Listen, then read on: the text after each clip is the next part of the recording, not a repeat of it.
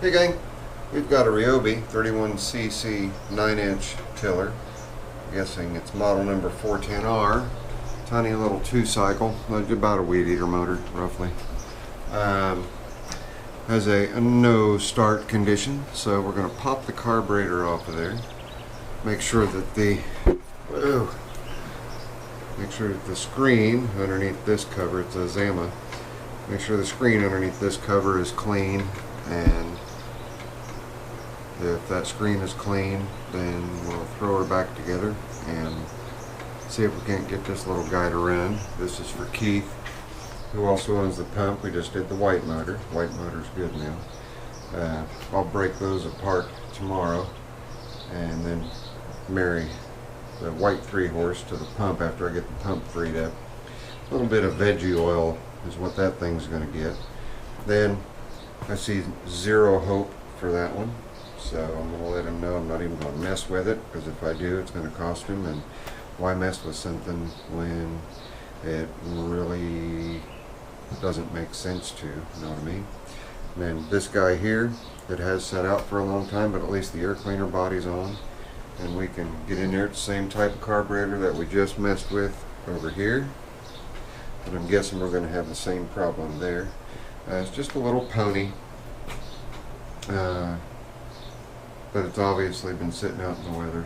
But these little aluminum block Briggs, they're tough little engines. So I believe it spins free. I'm pretty sure I already checked, but we'll check again just to make sure. Yep, it turns over. I don't want to turn it over too much, but I'm not real hopeful with that carburetor being in good shape. And this one takes, looks like it takes the same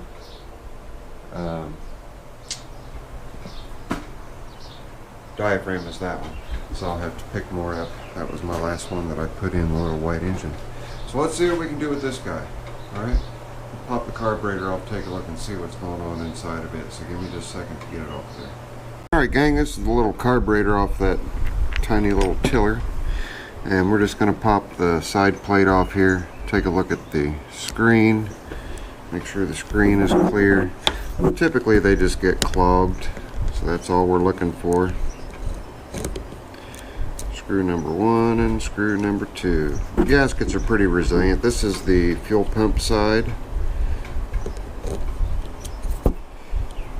and it has the same concept on pulling fuel as the diaphragm. You prime it with the primer bulb, which pressurizes the gas tank, and then that little sucker starts doing its fluttering thing.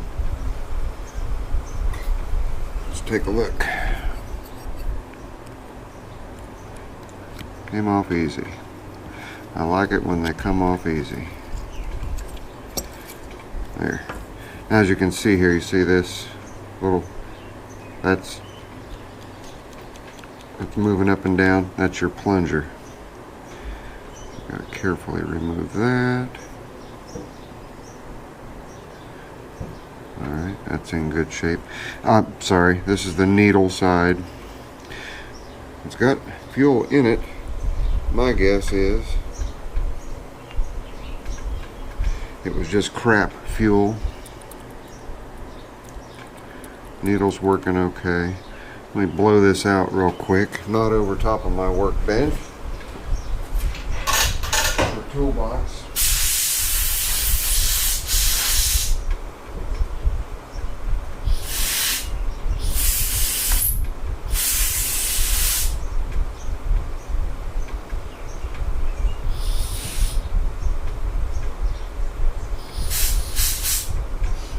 Alright, that's good and clean. Sorry I left you guys hanging there, didn't I, while I was blowing that out. Okay, we'll pop the other side off here. This side looks good, and the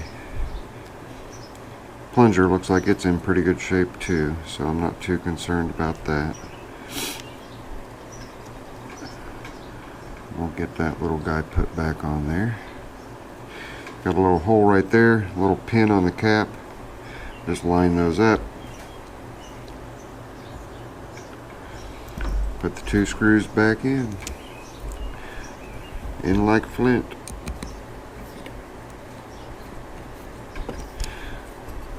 I didn't snug that one down yet until I get this little guy in there.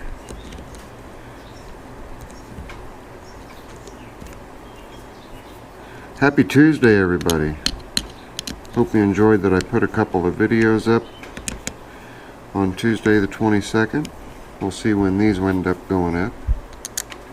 These may go up tonight. Loosen, loosen, loosen. Now on this side, when you loosen this, you got the spring tension of the throttle right there. So I always hold these down, and then I'll take my finger and I'll release the tension.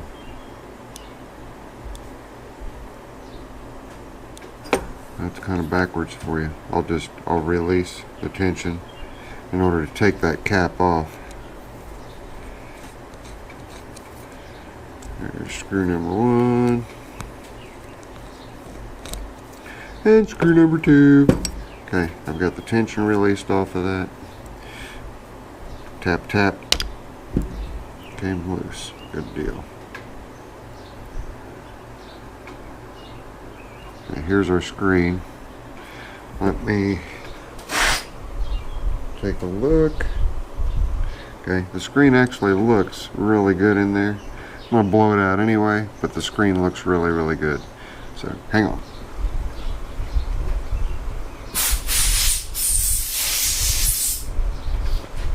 And this may have just been a case of bad fuel, you know. Our gasket's good. We can just set her right back in place. Just that quick. It's just a quick little looky-loo to make sure that everything is copacetic with it. And the gas that was in the tank did not smell healthy at all, so I've put some good fuel in there with some good mix. We'll throw this carburetor back on the little tiller, see if we can get the guy to run. And we've got very easy adjusting screws here, which is nice. But let's get this thing thrown back on, then we'll see if we can't get her to do that starting thing. Hang on. Alright, carburetor's back on, and I've already done a little bit of tinkering and adjusting. Let's see if it's going to restart. That's the issue that I was running into with it, and was trying to dial the carb in. So we're just going to try to restart it. I have already run it. Start.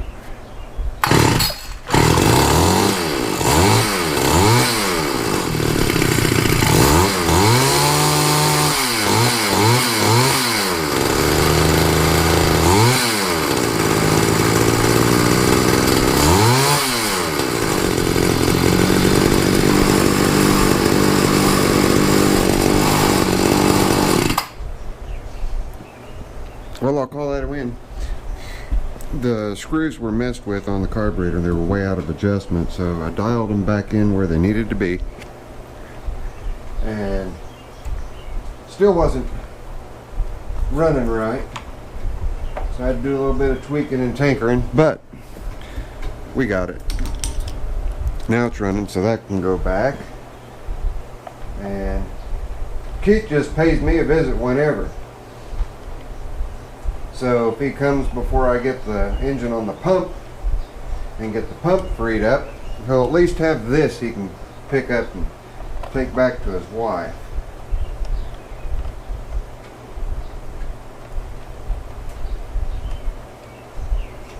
And dialing these carbs in, you more or less just do it by sound. You listen, and you listen good and close. It will just sound right. I know it's really, really generic way to put it, but that's the best way I know how to put it. Let's see if she'll restart.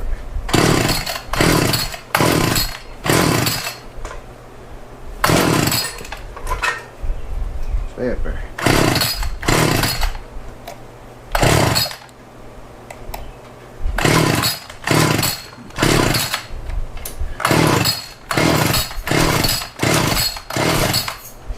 So maybe I've got a little more adjusting to do. Duh. I had it on full choke trying to start it.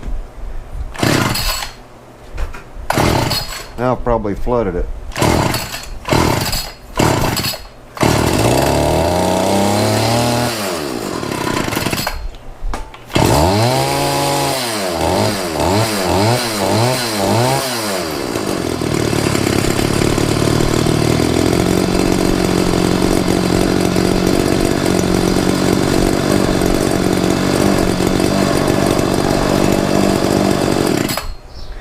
Okay, I had it all the way over on choke,